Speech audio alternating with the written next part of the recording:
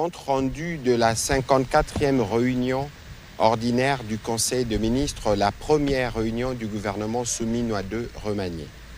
Le président de la République, chef de l'État, a présidé ce vendredi 15 août 2025 à la Cité de l'Union africaine, la première réunion du gouvernement souminois remanié, la 54e réunion ordinaire du Conseil des ministres. 4 points étaient inscrits à l'ordre du jour, à savoir 1. Communication du président de la République, chef de l'État. 2. Points d'information. 3. Approbation d'un relevé des décisions du Conseil des ministres. 4. Examen et adoption de textes. La communication du président de la République a porté sur un seul point principal, à savoir son adresse aux membres du gouvernement souminois II. En ce jour marquant la première réunion du gouvernement souminois II, le président de la République a adressé ses félicitations républicaines à chacune et chacun d'entre nous pour avoir mérité la confiance placée en nous afin de servir la République et par-delà notre peuple. Aux nouveaux membres du gouvernement, il a souhaité la plus cordiale bienvenue au sein de l'exécutif national, tout en leur précisant qu'ils portent désormais une part de la charge collective de la conduite des affaires de l'État. Imprégnez-vous rapidement des dossiers relevant de vos attributions. Engagez-vous avec détermination dans l'atteinte des objectifs fixés et agissez toujours dans le strict respect de la Constitution, de loi de la République et de mes orientations, a souligné le président de la République. Aux membres du gouvernement reconduit, il a salué le travail accompli au courant du mandat précédent, martelant que leur reconduction est à la fois un signe de confiance et un appel à redoubler d'efforts. Et d'insister, vous connaissez les défis, les attentes et les leviers d'action. Il vous appartient désormais de produire des résultats plus visibles et plus tangibles. À l'ensemble du gouvernement, le président de la République a rappelé que chaque ministre est en charge d'un secteur d'activité qui doit servir avec compétence, énergie et dévouement. Mais la meilleure individualité n'est rien si elle ne s'intègre pas dans un collectif conduit par Madame la Première ministre chef du gouvernement. Il leur revient donc de travailler dans un esprit de collégialité, de solidarité et de complémentarité, afin de traduire en actions concrètes les engagements pris devant la nation. Les divergences doivent toujours être résolues par les dialogues dans l'intérêt supérieur du pays. Dans l'exercice de vos fonctions, a dit le président de la République, il a invité les membres du gouvernement à incarner les valeurs morales et républicaines qui doivent guider toute action publique. Loyauté envers la nation, sens élevé de l'État, probité, humilité, patriotisme, esprit de sacrifice et d'exemplarité. Votre conduite personnelle et professionnelle doit refléter en tout temps l'éthique, la discipline et l'intégrité que notre peuple est en droit d'attendre de ses dirigeants, a-t-il insisté. Pour les ministres et disposants des vice-ministres, le président de la République leur a instruit de veiller à instaurer une collaboration franche et loyale dans le respect strict des attributions de chacun afin de garantir la continuité et l'efficacité de l'action gouvernementale. Notre pays continue de faire face à une guerre d'agression injuste qui endeuille nos populations et menace notre souveraineté. Il a évoqué l'impératif de faire bloc, de transcender toute divergence et de constituer un front commun contre l'ennemi. Ainsi, chaque décision, chaque action, chaque parole doit contribuer à renforcer l'unité nationale, à soutenir nos forces de défense et de sécurité et à préserver la cohésion de notre peuple. D'où la nécessité de toujours porter haut, partout où nous sommes, la voix de la République démocratique du Congo sur la question de l'agression. Le président de la République attend une gestion rigoureuse et transparente des deniers publics en veillant à une utilisation optimale de ressources financières mises à la disposition des membres du gouvernement. Les peuples congolais, qui endurent encore les séquelles de crises passées, aspirent à la stabilité et au progrès.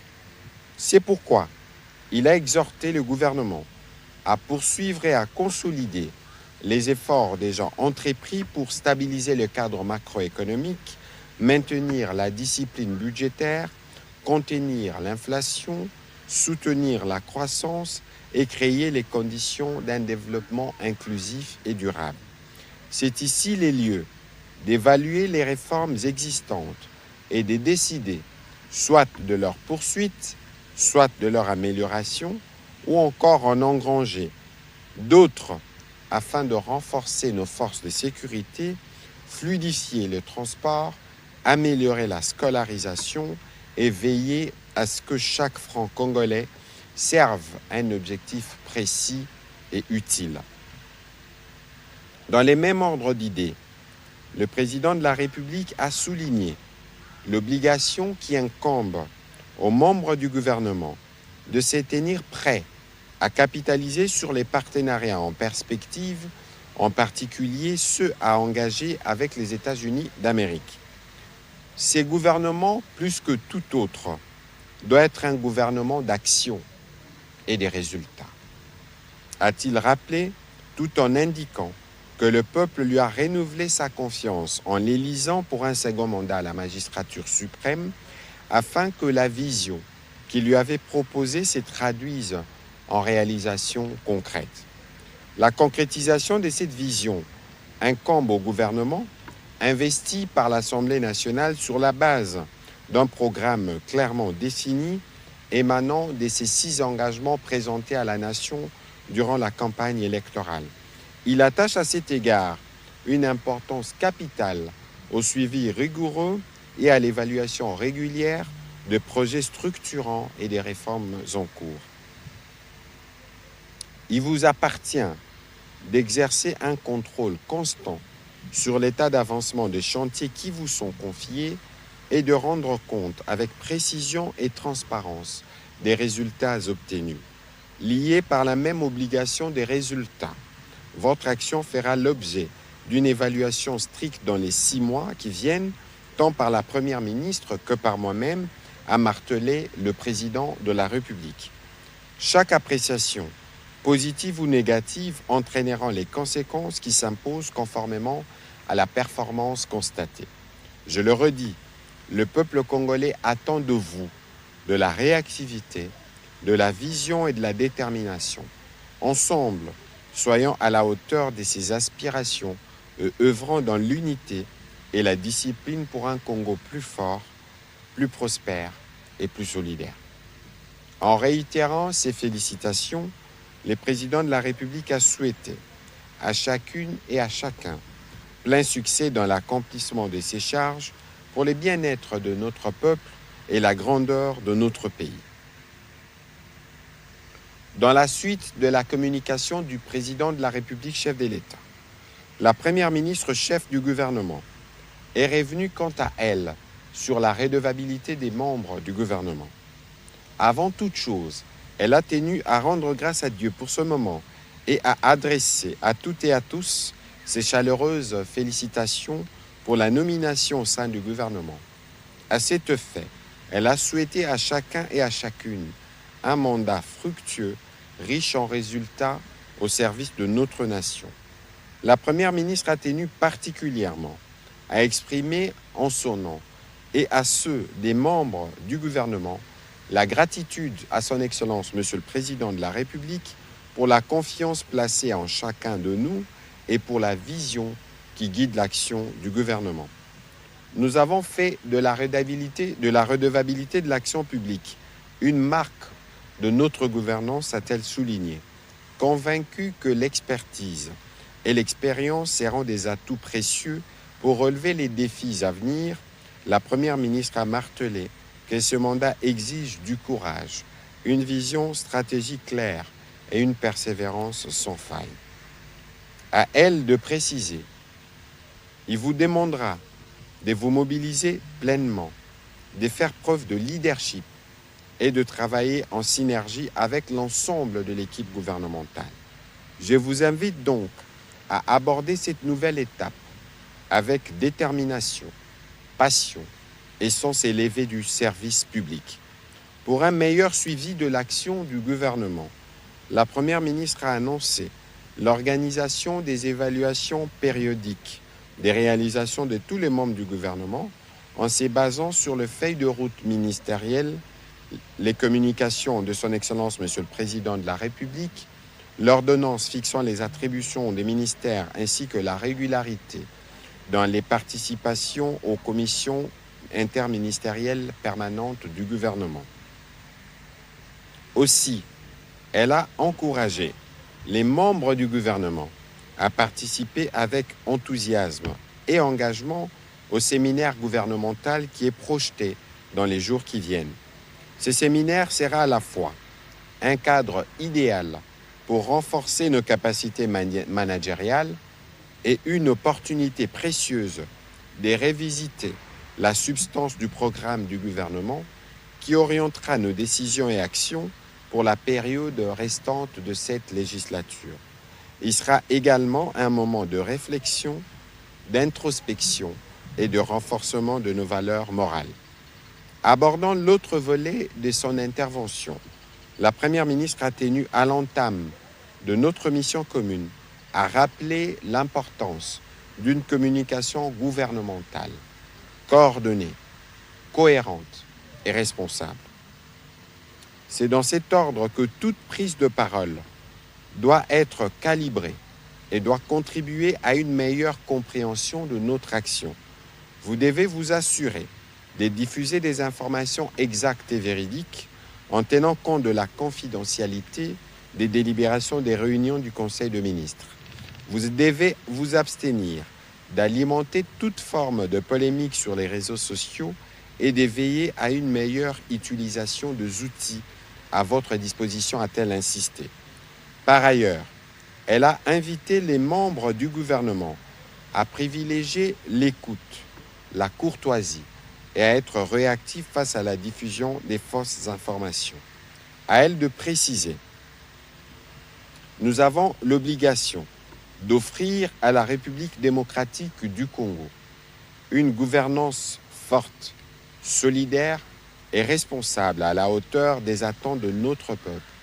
Le respect strict de ces principes renforcera la crédibilité, la solidarité et l'efficacité de notre gouvernement. Fidèle à la vision de son Excellence, Monsieur le Président de la République, Félix-Antoine Tshisekedi Tshilombo. Dans cette perspective, la Première ministre a chargé les ministres de la Communication et des Médias, porte-parole du gouvernement, à s'assurer, notamment avec son cabinet, de la prise en compte et de la bonne exécution de ces recommandations avec la contribution des équipes de communication des ministères respectifs. Au deuxième point du Conseil de ministres de ce jour, relatif au point d'information, État et administration du territoire, le vice-premier ministre, ministre de l'Intérieur, a présenté au Conseil le rapport sur l'état de l'administration du territoire national. Au cours de la semaine qui s'achève, l'état d'esprit de la population demeure globalement calme, a été marqué par la nomination suivie de la prise des fonctions des membres de la nouvelle équipe gouvernementale, dont les délégués de la société civile et de l'opposition politique. Les réactions de la population en divers sens à la suite de la sanction infligée par les États-Unis aux sociétés minières qui collaborent avec le groupe terroriste et rebelle AFC M23. Sur le plan politique, et conformément aux instructions de la haute hiérarchie, au cours de la 44e réunion du Conseil de ministres relative à la stabilité des institutions provinciales, le vice-premier ministre a informé le Conseil de la tenue dans les jours qui viennent des assises de 3 jours avec les membres de bureau des 26 assemblées provinciales pour les sensibiliser sur le respect strict de ces instructions. Après avoir fait le tour d'horizon de la situation sécuritaire de toutes les provinces, il a fait les points sur les catastrophes et sinistres ainsi que les mesures qui ont été prises pour y faire face. Par ailleurs, il a informé le Conseil du début du processus de désactivation des sites de prise en charge de sinistrés des inondations du 5 avril 2025 à Kinshasa. Conformément aux orientations du Conseil de ministres, il a été lancé le 13 août 2025 l'opération des paiements aux ménages sinistrés sur les sites du stade des Martyrs. 689 ménages ont été payés et transportés à leur destination avec l'appui de la société Transco. Le 15 août 2025, le paiement a repris, à l'exception d'une centaine de fraudeurs. À ce jour, 357 ménages ont été payés à Tata Raphaël. La désactivation complète du site est prévue pour ce vendredi. Avant de conclure son point d'information, le vice-premier ministre a aussi informé les conseils des mesures qui ont été prises à la suite des troubles sécuritaires qui ont été observés les jeudis 14 août 2025 à Kindu dans la province du Maniema, à la suite des affrontements entre les éléments d'un groupe Wazalendo et les forces de l'ordre. Un appel au calme a été lancé et un couvre-feu a été décrété dans la ville à partir de 20h30 jusqu'à 5h30. Il a terminé son rapport par la situation aux frontières, notamment avec la République du Congo et l'Angola. Au nom du vice-premier ministre, ministre de la Défense en mission, le vice-premier ministre, ministre de l'Économie nationale, a informé les membres du Conseil de la situation sécuritaire, principalement dans le nord et les Sud Kivu. Il a indiqué que la situation se caractérise principalement par les flagrantes violations par les agresseurs des accords de Washington et de l'accord de Washington et de la déclaration de principe de Doha, ainsi que des dispositions pertinentes de la résolution 2773 du Conseil de sécurité de l'ONU. En effet, il s'emploie à mener des attaques contre les positions de forces armées de la République démocratique du Congo, accompagnées des recrutements forcés de mineurs. Sur un autre volet, il a fait les points sur les opérations de défense dans d'autres provinces, y compris dans les triangles Kinshasa, Grand Bandundu et Congo central. Note d'information relevant du secteur de l'éducation nationale. La ministre d'État, ministre de l'Éducation nationale et Nouvelle Citoyenneté, a présenté aux membres du Conseil la note d'information relative à la publication de premiers résultats de l'examen d'État 2025 ainsi que la sécurisation du processus. Elle a indiqué que ces temps records et les résultats d'une série d'innovations technologiques majeures introduites par son ministère pour renforcer la transparence, la crédibilité et l'intégrité du processus d'évaluation. Les innovations introduites visent à répondre à plusieurs défis, notamment la tricherie et la manipulation des données, afin de restaurer la crédibilité des examens nationaux. La ministre d'État a succinctement présenté les innovations qui ont permis cette publication rapide et sécurisée. Il s'agit notamment de la mise en place d'une réforme numérique, incluant des centres provinciaux modernes de scannage dans quelques provinces, permettant ainsi de réduire les délais de traitement des résultats de 30 à 40% pour ces provinces, ainsi que les coûts logistiques. Une technologie interne basée sur l'intelligence artificielle a été déployée pour automatiser la correction de cahiers d'items. Cette innovation garantit non seulement une plus grande fiabilité et cohérence des résultats, mais a également permis de multiplier la vitesse de traitement par 10. La capacité des scannages est en effet passée de 8 à 10 copies par minute avec l'ancien système à une vitesse remarquable de 80 à 100 copies par minute. les lancements précoces du processus des corrections dès les deuxièmes jours de l'examen d'État pour les provinces de Kinshasa-Moamba, du Kassa oriental et du Haut-Katanga, du Kassa oriental 1 et du Haut-Katanga 1, a été un facteur déterminant dans la rapidité de la publication.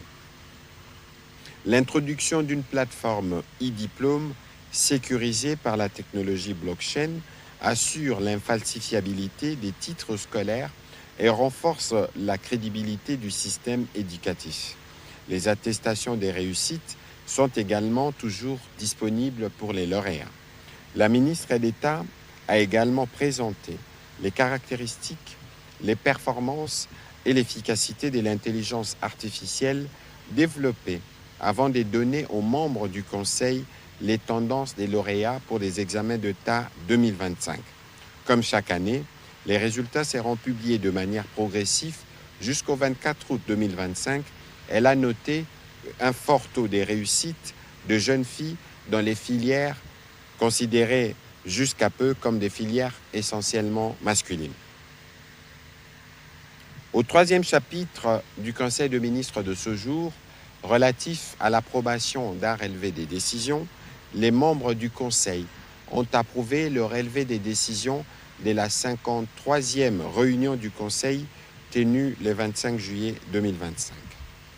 Au dernier chapitre du Conseil de ministres de ce jour, relatif à l'examen et à l'adoption de textes.